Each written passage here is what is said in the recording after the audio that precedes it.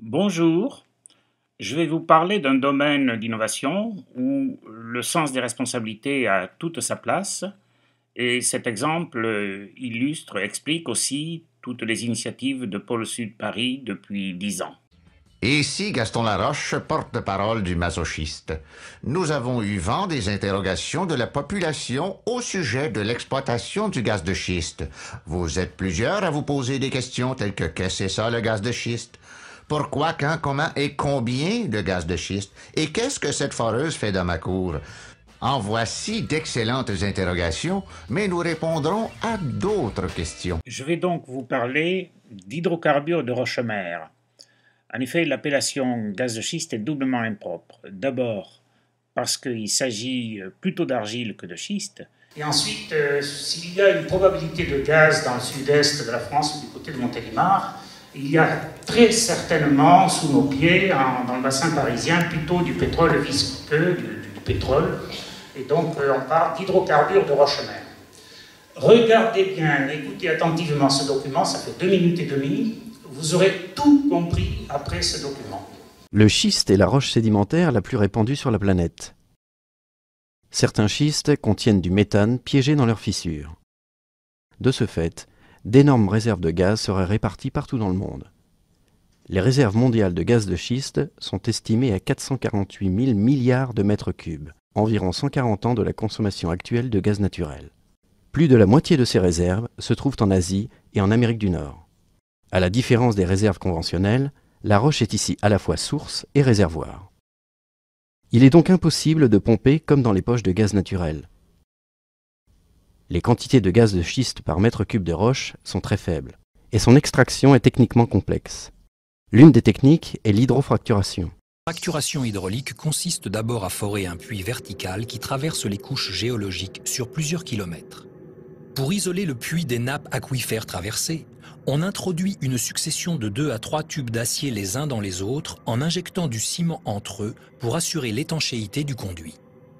On réintroduit le foret pour obliquer dans la couche de schiste et forer à l'horizontale sur 1 à 2 km en 4 à 8 semaines. Un tubage est ensuite installé dans la partie horizontale du puits et perforé à l'aide de charges explosives de quelques grammes. Puis, tronçon par tronçon, on injecte sous très haute pression un mélange de 90% d'eau, 9% de sable ou de billes de céramique et 1% d'additifs chimiques, facilitant la pénétration des grains, des gélifiants, des fluidifiants, des biocides contre les bactéries. 12 à 20 000 mètres cubes d'eau sont nécessaires pour fracturer la roche sur plusieurs dizaines de mètres autour du tube. L'eau reflue, mais les grains de sable maintiennent ouvertes les nombreuses micro-fissures de la roche-mère, par lesquelles les eaux saumâtres et les hydrocarbures liquides ou gazeux s'échappent et sont pompés vers la surface. Cette technologie nécessite non seulement des millions de litres d'eau, mais aussi l'addition de nombreux produits chimiques. Si une moitié de l'eau peut être récupérée, l'autre moitié peut se diffuser jusqu'aux nappes phréatiques, risquant de polluer l'eau potable. Une autre source de pollution est constituée par les inévitables fuites de gaz au cours de l'extraction, le méthane contribuant beaucoup à l'effet de serre. De ce fait, l'exploitation des gaz de schiste est très controversée. Et si elle s'est d'abord développée aux États-Unis et au Canada, la prospection prend son essor en Chine, en Australie et aussi en Europe. Vous le savez, dans le bassin parisien, sous nos pieds, il y a déjà des hydrocarbures conventionnels qui sont exploités depuis des années, par des compagnies bien connues, responsables, professionnels, qui font ce travail. Je pense que vous pouvez d'ailleurs aller les voir d'une manière, je répète, très professionnelle. C'est du pétrole qui est ensuite raffiné en Angie. Et il est très probable qu'entre 2000 et 3000 mètres de profondeur, dans le Permien jurassique inférieur, il y a aussi des hydrocarbures de roche-mère pouvant être éventuellement exploités suivant les méthodes les plus éprouvées. Mais écoutons d'abord les opposants. Si on va vers la fracturation hydraulique, en plus de toucher des eaux de surface, on va toucher des eaux souterraines profondes. Et ça va être très dommageable. Et là-dessus, l'eau souterraine est quelque chose de précieux ici, parce qu'elle est en interdépendance avec les eaux de surface. Je veux dire, on se passera de pétrole, mais on ne se passera jamais d'eau. 70% de l'eau que l'on va injecter sous terre, alors avec les additifs chimiques, etc., vont rester sous terre. Il n'y a que 30% que l'on remonte. Et sur ces 30% encore, il va y en avoir X et un gros X% qui va rester en surface et sur lesquels on ne sait pas quoi faire. Ce qui est en cause dans le gaz de schiste, c'est la fracturation hydraulique, l'injection d'eau, des millions de litres d'eau à très haute pression avec des produits chimiques. Ça fait partie de l'exploration. Le 24 janvier 2010, Gazland, le documentaire de Josh Fox, est projeté au festival de cinéma indépendant de Sundance dans l'Utah. Puis, il est diffusé sur la chaîne HBO le 21 juin 2010. Le film produit un effet sidérant sur les spectateurs et se raconte comme une traînée de poudre qui enflamme l'imaginaire collectif. C'est cette image de robinet en feu qui fait le tour du monde sur les réseaux sociaux et Internet et propulse Josh Fox au devant de la scène.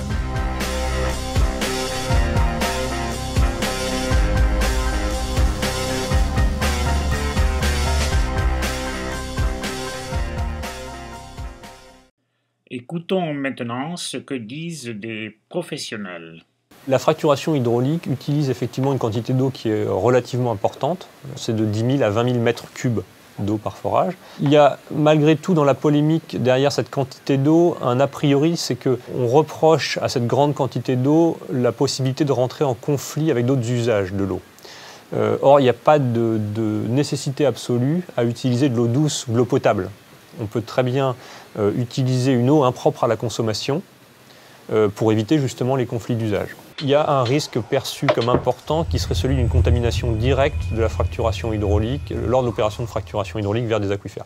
Ce risque-là, en tant que professionnel du forage, si vous voulez, on a un petit peu de mal à le considérer comme un risque important parce qu'on travaille à des profondeurs telles que pour arriver à créer un réseau de fissures, par exemple, qui remonterait sur la surface, il faudrait des puissances gigantesques qu'on est bien incapable de produire. Donc aujourd'hui, si on respecte un minimum de règles, le risque de contamination directe, une fracturation hydraulique en profondeur jusqu'à la surface, on a beaucoup de mal à y croire. En revanche, là où il y a des risques qui sont bien identifiés, qui existent, c'est le long du puits. Quand on fore un puits dans le sous-sol, ce n'est pas un trou dans le sous-sol, c'est ce qu'on appelle un ouvrage, il y a une architecture du puits qui consiste à mettre des tubages métalliques cimentés, emboîtés les uns dans les autres, qui permettent d'isoler le puits des couches qu'il traverse. Et ça, c'est indispensable pour que le puits puisse remplir son rôle. Donc si on n'a pas l'étanchéité, le puits ne fonctionne pas. Il y a eu des incidents, ça c'est vrai, des incidents essentiellement aux États-Unis parce que des petits producteurs qui n'ont pas justement le référentiel et les standards des grandes sociétés pétrolières n'ont pas appliqué les standards de l'industrie pétrolière et donc il y a eu un certain nombre d'incidents. Mais ce qu'il ne faut pas faire, c'est faire des généralités à partir de ces incidents. On a besoin d'un certain nombre de produits chimiques. Ce sont des viscosifiants. Ce sont aussi des produits qui viennent tuer les bactéries qu'on a tous dans l'eau du robinet aussi, comme on utilise du chlore. Il y a des produits qui permettent au fluide de circuler plus facilement lorsqu'on l'injecte, ce qui permet de consommer moins d'énergie en surface. En gros, c'est à peu près le... Et surtout, aujourd'hui, on utilise des additifs qui viennent de l'industrie agroalimentaire, essentiellement. Alors ça ne suffit pas, donc on utilise de plus en plus aujourd'hui des produits biodégradables. Alors, récapitulons. D'abord, il existe des risques. Il existe des risques, comme dans toute activité industrielle, qu'elle soit minière, chimique, voire nucléaire. Mais ces risques doivent être évalués tout simplement par des professionnels et ils doivent les prévenir, ils doivent y travailler. Et vous avez vu que l'un des risques cités dans le document initial de présentation au début, celui d'atteinte des nappes phréatiques par de l'eau remontant de 2000 ou 3000 mètres de profondeur après fracturation hydraulique, est considéré comme nul. Et par contre, les professionnels citent des risques tels que ceux de perforation du forage. Ce sont des domaines où, justement, des entreprises locales que nous connaissons bien, Oxand, sont spécialisées dans ce risque-là parce que, accumulant toute une expérience du vieillissement du béton dans les barrages ou les centrales nucléaires, Oxand est très professionnel et travaille, je le répète, sur ce domaine-là. le reptilien, notre cerveau droit, a été sensibilisé par le film Gazland. Il faut savoir quand même, personne ne le conteste aujourd'hui, que la scène réelle d'inflammation de l'eau du robinet a été prise sur un site, il y a quelques rares sites de ce type sur la planète, où une nappe aquifère est imbibée de gaz venant de décomposition organique. Et ce site-là était à des centaines de kilomètres des sites où il y avait exploitation d'hydrocarbures de roche-mère par fracturation hydraulique. Donc, de toute évidence, enfin, très nettement, ce film a été trompeur et a sensibilisé l'opinion publique d'une manière qui n'est pas très correcte. Pourtant, on a un cerveau gauche, on a un néocortex. Notre pays, la France, dispose, nous avons des frères et sœurs, des enfants qui sont ingénieurs géologues ou ingénieurs d'économie, qui travaillent dans des compagnies Schlumberger mondialement connues, présentes à Houston, dans le Texas, Total, et puis d'autres qui s'exprimeront peut-être tout à l'heure et qui justement sont dans le domaine de la prévention des risques, vous l'avez noté, de perforation du puits, qui est le risque le plus important, et qui n'est pas celui de remonter d'eau à 3000 mètres de profondeur vers des nappes aquifères à quelques centaines de mètres. Alors pourquoi le cervelet qui doit réguler le cerveau droit et le cerveau gauche, nos législateurs, nos parlementaires n'ont-ils pas interrogé ces professionnels, ce néocortex, avant de prendre une loi dont vous connaissez la situation? Ouais, moi, ce qui me fait toujours rire, c'est lorsqu'on me dit il ne faut pas regarder ce que nous avons sous les pieds, il faut d'abord qu'on discute comment on l'exploitera. Tant que vous ne savez pas ce que vous avez, ça sert à rien il faut procéder par étapes. Je vous rappelle quand même que l'exploration, ce sont qu'à 90% des recherches géologiques. C'est-à-dire vous pouvez faire une grande partie d'exploration sans même percer un trou. Ce qui frustre actuellement la communauté scientifique, c'est qu'il n'existe aucun crédit de recherche pour faire ce genre de choses. Il existe énormément d'archives de travaux géologiques qui ont été accomplis dans les années les plus récentes, alors que les estimations qui ont été publiées reposent sur des études beaucoup plus anciennes, et cette archive n'est pas exploitée. Il est absurde qu'on ait une loi qui, à côté de l'interdiction de la fracturation hydraulique, prévoit un volet de recherche, que ce volet soit actuellement inexistant. Écoutons ce que nous dit Jean-Claude Amezen, qui est le président du Comité consultatif national d'éthique et qui est aussi le producteur de l'émission que certains d'entre vous écoutent peut-être sur France Inter le samedi matin, je crois, sur les épaules de Darwin. L'ignorance n'est pas le garant d'une conduite éthique. C'est pas parce qu'on s'interdit de connaître et de comprendre qu'on devient moral. C'est lorsque, à partir de ce que la recherche permet de produire, on décide collectivement, en réfléchissant, ce qu'il convient ou pas, ce qu'il est souhaitable ou pas de faire. Alors, vous êtes pour ou contre l'exploitation des hydrocarbures de roche-mère? Si vous êtes pour, eh bien, vous approuvez l'acceptation que nous avions faite en avril 2011, avant la promulgation de la loi Jacob, l'acceptation d'un projet conduit par Gilles Dromard de l'École normale supérieure de Lyon, présenté à des candidats à la création d'entreprises étudiants en MBA de l'INSEAD. Tarsis Énergie, pour faire vite, Tarsis Énergie, c'est le test de culture microbienne pour accélérer la transformation de l'argile en hydrocarbures, qui nécessite certes de faire des expériences in situ en forage profond, mais qui ne nécessite pas de faire de fracturation hydraulique. Et d'ailleurs, Gilles Dromard est un chercheur qui continue à travailler sur le sujet, puisque cette publication internationale de juillet 2015 cite encore son nom. Vous êtes contre, et on peut le comprendre, notamment le fait de refuser l'exploitation pour garder des réserves pour plus tard. Mais alors, vous êtes doublement complice de l'augmentation de la dette souveraine de notre pays. D'abord parce que je vous rappelle que depuis 1993, la balance des paiements dans ce domaine, importation d'énergie, d'hydrocarbures et de gaz, est largement déficitaire, et ça n'est pas encore avant longtemps qu'on remplacera, surtout avec des problèmes d'industrialisation massive, par de l'éolien, des énergies non renouvelables ou de la biomasse.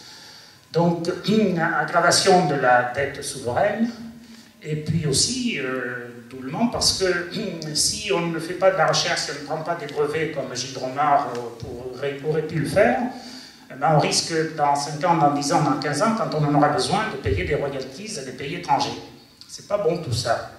C'est la raison pour laquelle nous, Pôle Sud Paris, eh bien, on dit qu'il faut développer des innovations pour de nouvelles activités exportatrices. Et c'est la raison pour laquelle, depuis 2005, avec une première conviction, une leçon d'économie numéro 1, l'économie productive créatrice de richesse d'un territoire, avec ses frontières et sa balance du commerce extérieur. C'est celle qui est faite avec le sol, le sous-sol, les nappes aquifères, les lacs et les rivières, et avec la science de sa recherche et de ses ingénieurs, pour fabriquer les produits essentiels dont on a besoin en évitant de les importer, ou bien pour fabriquer des produits sophistiqués, des moteurs d'avion, ou bien des produits de luxe, des parfums, du champagne, afin de vendre à l'extérieur de nos frontières, ce qui permet d'acheter tout ce que l'on n'a pas, le pétrole, des minerais spéciaux, etc.